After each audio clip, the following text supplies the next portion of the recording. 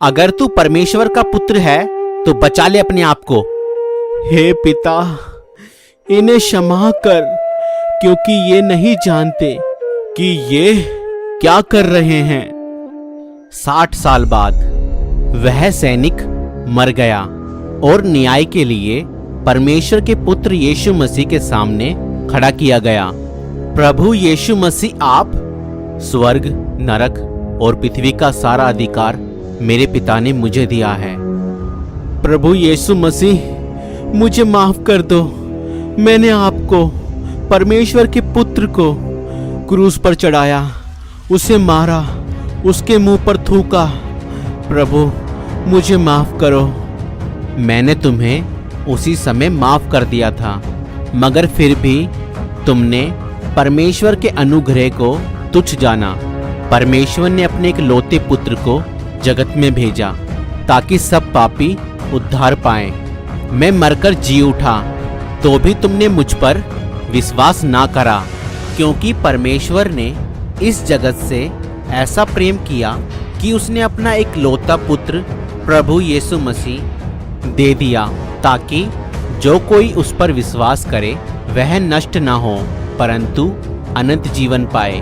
परमेश्वर ने अपने पुत्र को जगत में इसलिए नहीं भेजा कि जगत पर दंड की आज्ञा दे, परंतु इसलिए भेजा कि जगत उसके द्वारा उद्धार पाए।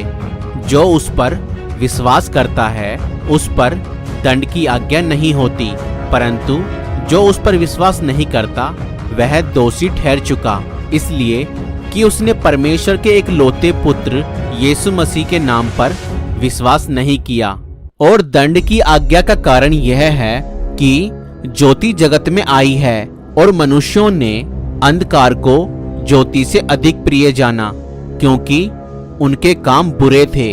क्योंकि जो कोई बुराई करता है वह ज्योति से बैर रखता है और ज्योति के निकट नहीं आता, ऐसा ना हो कि उसके कामों पर दोष लगाया जाए।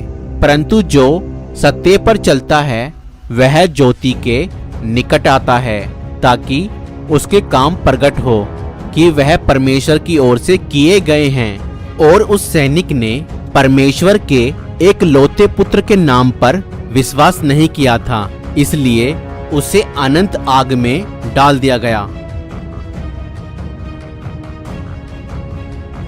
क्योंकि मरने के बाद फिर पश्चाताप करने का कोई मौका नहीं है, इसलिए मनुष्यों को जीते जी ही अपने पापों से पश्चाताप करना होगा और यह विश्वास करना पड़ेगा कि यीशु मसीह का लहू हमें हमारे सब पापों से क्षमा देता है। जो लोग यीशु मसीह के बारे में सुनने के बाद विश्वास नहीं करते वह सब दोषी ठहर चुके हैं और उनका पाप बना रहता है और उन पर दंड की आज्ञा है। इसलिए आज आपके पास मौका है, अपने पापों से तौबा करें। यीशु मसीह आपके सभी पापों को क्षमा करेगा और विश्वास करें कि यीशु मसीह सिर्फ हमारे लिए ही इस जगत में आया और हमारे लिए ही सब कुछ सहा। यकीन मानिए, आप एक दिन मरेंगे और उसी के सामने न्याय के लिए खड़े किए जाएंगे। अगर आपने अपने जीवन में यीशु मसीह को अपना उद्धारकर्ता ग्रहण नहीं किया होगा तो आप दंड की आज्ञा का पात्र बनेंगे। अगर आप प्रभु यीशु मसीह को अपना उद्धारकर्ता, अपना मुक्तिदाता ग्रहण करना चाहते हैं तो आप हमारे साथ यह प्रार्थना कर सकते हैं। प्रभु यीशु मसीह, मैं विश्वास करता हूँ कि आज से 2000 साल पहले आप मेरे ही अपराधों के कारण, मेरे ही पापों के कारण इस दुनिया में आए। आप मेरे लिए ही मारे गए, गाड़े गए और तीसरे दिन मुर्दों में से जी उठे। मैं आपको अपना प्रभु, अपना उद्धारकर्ता अपने जीवन में ग्रहण करता हूँ। आप मेरे जीवन में आए, मुझे अपनी संतान बनाएं। मैं आपको अपना प्रभु, मुक्तिदाता ग्रहण करता हूँ। आमीन।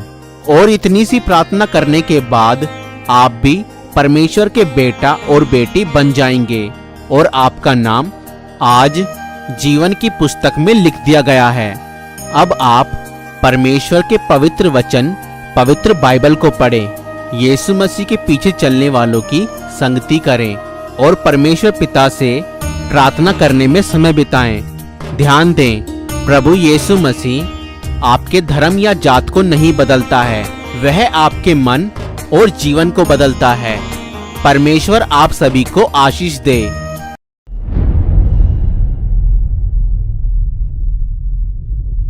तो दोस्तों, अगर आपको ये वीडियो पसंद आई तो इस वीडियो को लाइक करें और अगर हमारे चैनल पर नए हैं तो हमारे चैनल को सब्सक्राइब करें।